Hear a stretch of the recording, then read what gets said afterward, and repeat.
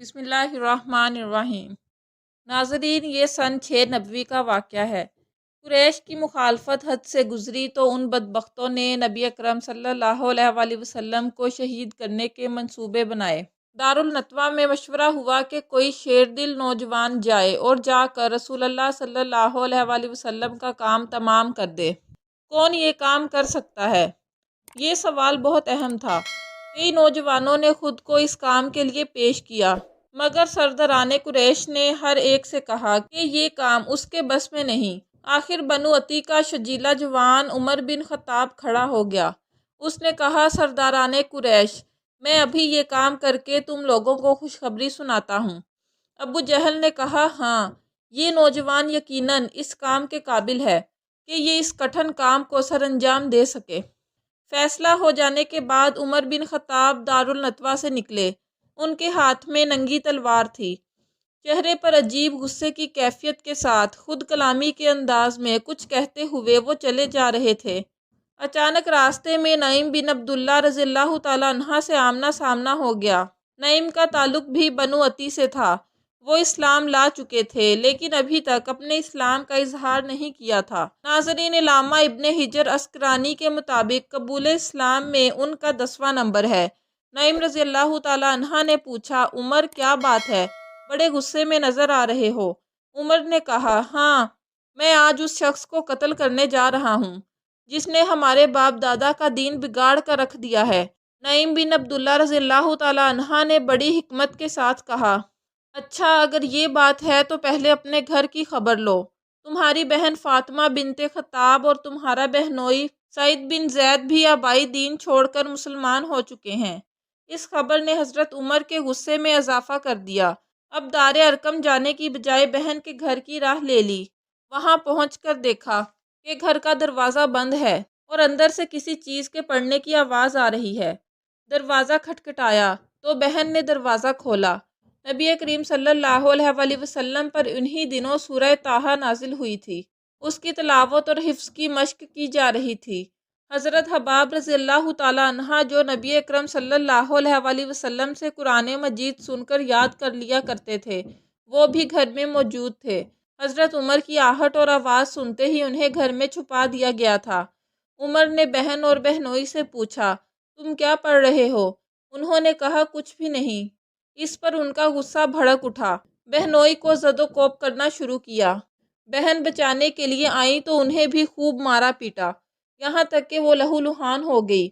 اس موقع پر فاطمہ بنت خطاب رضی اللہ تعالیٰ عنہ نے اپنے بلند جذبہ ایمانی سے بڑی جرأت اور استقامت سے کہا، عمر، سن لو، ہم مسلمان ہو چکے ہیں۔ ہم نے شرک اور بت پرستی سے انکار کر دیا ہے۔ تم جو کچھ کرنا چاہو کر لو، ہماری ہڈیاں توڑ سکتے ہو، مگر اسلام ہم سے نہیں چھڑوا سکتے۔ صاحب استقامت بہن کی زبان سے یہ سننا تھا کہ عمر کے دل پر چوٹ لگی اور وہ زمین پر بیٹھ گئے۔ پھر کہا، مجھے وہ صحیفہ سناؤ جو تم پڑھتے ہو۔ انہوں نے فرمایا کہ ہم اس صحیفے کی توہین برداشت نہیں کر سکتے، نہ ہی مشرک کو دے سکتے ہیں، کیونکہ اسے صرف پاکیزہ لوگ ہی ہاتھ لگا سکتے ہیں۔ اچھا، مجھے خود سناؤ تو میں اس کی کوئی توہین نہیں کروں گا۔ اس وعدے کے بعد حضرت حباب رضی اللہ تعالیٰ عنہ کو اندر سے باہر بلایا گیا اور انہوں نے سورہ طٰہٰ کی آیات کی تلاوت شروع کی۔ چھوٹی چھوٹی آیات میں اتنا مؤثر پیغام سمو دیا گیا ہے کہ اعجاز قرآنی پر انسان کی عقل دنگ رہ جاتی ہے اور اہل ایمان کے ایمان میں اضافہ ہوتا ہے۔ قرآن کریم پڑھا جا رہا تھا اور عمر کے دل کی دنیا میں عظیم الشان انقلاب برپا ہو رہا تھا۔ ناظرین، حضرت عمر نے آیات قرآنی سنی اور پھر خاموشی سے گھر کا دروازہ کھول کر نکل گئے۔ اب بھی منزل دار ارقم ہی تھی، مگر ارادہ بدل چکا تھا۔ یہ وہ عمر نہیں تھے جو دارالندوہ سے نکلے تھے۔ یہ وہ عمر تھے جن کے حق میں نبی مہربان صلی اللہ علیہ وآلہ وسلم کی دعائیں دربار ربانی میں قبول ہو چکی تھیں۔ قرآن مجید کی اثر آفرینی کے ساتھ بہن کی استقامت نے بھی کفر کو مات دے دی تھی۔ ناظرین، حضرت عبداللہ بن عمر رضی اللہ تعالیٰ عنہ سے روایت ہے کہ حضور اکرم صلی اللہ علیہ وآلہ وسلم نے دعا فرمائی، اے اللہ، تو ابو جہل یا عمر بن خطاب دونوں میں سے اپنے ایک پسندیدہ بندے کے ذریعے اسلام کو غلبہ اور عزت عطا فرما۔ راوی کہتے ہیں کہ ان دونوں میں اللہ کو محبوب حضرت عمر رضی اللہ تعالیٰ عنہ تھے۔ اور ان کے بارے میں نبی اکرم صلی اللہ علیہ وآلہ وسلم کی دعا قبول ہو چکی تھی۔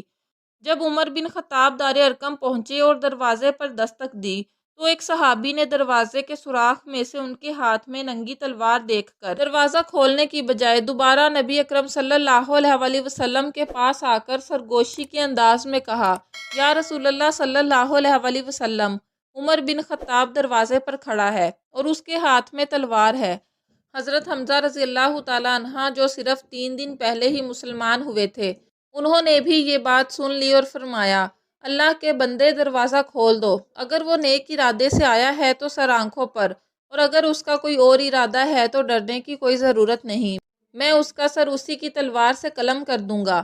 دروازہ کھلا، عمر اندر آئے، سیدھے نبی اکرم صلی اللہ علیہ وآلہ وسلم کے پاس پہنچے۔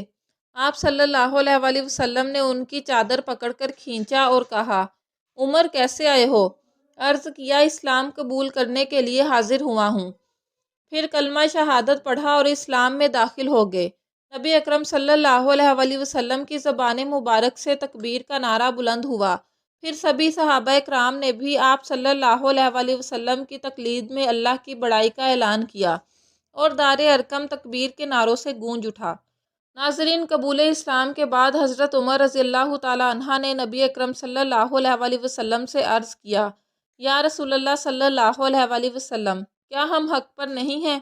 آپ صلی اللہ علیہ وآلہ وسلم نے ارشاد فرمایا، یقیناً ہم حق پر ہیں۔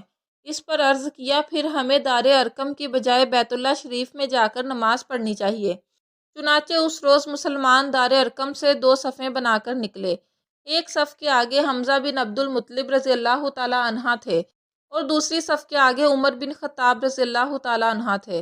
مسلمان اس شان کے ساتھ حرم شریف میں آئے اور وہاں نماز پڑھی۔ حضرت عمر رضی اللہ تعالیٰ عنہ نے سرداران قریش پر متنبع کر دیا کہ وہ اسلام میں داخل ہو گئے ہیں۔ اس خبر سے قریش کے ہاتھوں کے طوطے اڑ گئے۔ یوں اہل علم کے نزدیک سیدنا عمر بن خطاب رضی اللہ تعالیٰ عنہ مراد رسول صلی اللہ علیہ وآلہ وسلم ہیں۔